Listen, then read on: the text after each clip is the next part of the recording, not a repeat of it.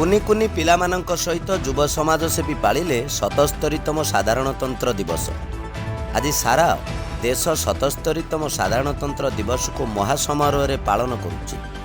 ଏହି ଅବସରରେ ବନ୍ଧୁପୁର ଗ୍ରାମ ପଞ୍ଚାୟତର ପୂର୍ବତନ ସରପଞ୍ଚ ଶ୍ରୀଯୁକ୍ତ ଶଶିକାନ୍ତ ମହାନ୍ତି ଓ ସାନ ଭାଇ ଯୁବ ସମାଜସେବୀ ପ୍ରୀତିକାନ୍ତ ମହାନ୍ତି ଗ୍ରାମ ପଞ୍ଚାୟତ ଅଧୀନରେ ଥିବା 3 ଗୋଟି ପ୍ରାଥମିକ ବିଦ୍ୟାଳୟର କୁନି କୁନି ଛାତ୍ରଛାତ୍ରୀମାନଙ୍କ ସହିତ ପାଳିଛନ୍ତି ସାଧାରଣତନ୍ତ୍ର ଦିବସ। ଏହି ଅବସରରେ କୁନି କୁନି ଛାତ୍ରଛାତ୍ରୀମାନଙ୍କୁ ଜାତୀୟ ପତାକା, ବିସ୍କୁଟ, ଚକୋଲେଟ୍ ଓ ପାଣି ବୋତଲ ବାଣ୍ଟିବାର ଦେଖିବାକୁ ମିଳିଥିଲା।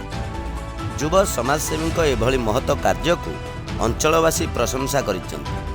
ଏହି କାର୍ଯ୍ୟକ୍ରମରେ ଅନ୍ୟମାନଙ୍କ ମଧ୍ୟରେ ପ୍ରୀତିକାନ୍ତଙ୍କ କନ୍ୟା ଆରାଧ୍ୟା ମହାନ୍ତି, ବିଶ୍ୱଜିତ ସ୍ୱାଇଁ, ଚିତ୍ତରଞ୍ଜନ ସ୍ୱାଇଁ, ସୁଧୀର ଦାସ, ଦେବେନ୍ଦ୍ର ଦାସ, ପବିତ୍ର ଭୋଇ, ଦୋଳଗୋବିନ୍ଦ ସ୍ୱାଇଁ, ଶିବପ୍ରସାଦ ନାୟକ, ଶରଦ ସାମଲ ପ୍ରମୁଖ ଉପସ୍ଥିତ ରହି କାର୍ଯ୍ୟକ୍ରମରେ ସାହାଯ୍ୟ ସହଯୋଗ କରିଥିଲେ। କଟକ ନିଶନ୍ କୋଲରୁ ଅମିତାଭ ମହାପାତ୍ରଙ୍କ ରିପୋର୍ଟ, ନ୍ୟୁଜ୍ 7।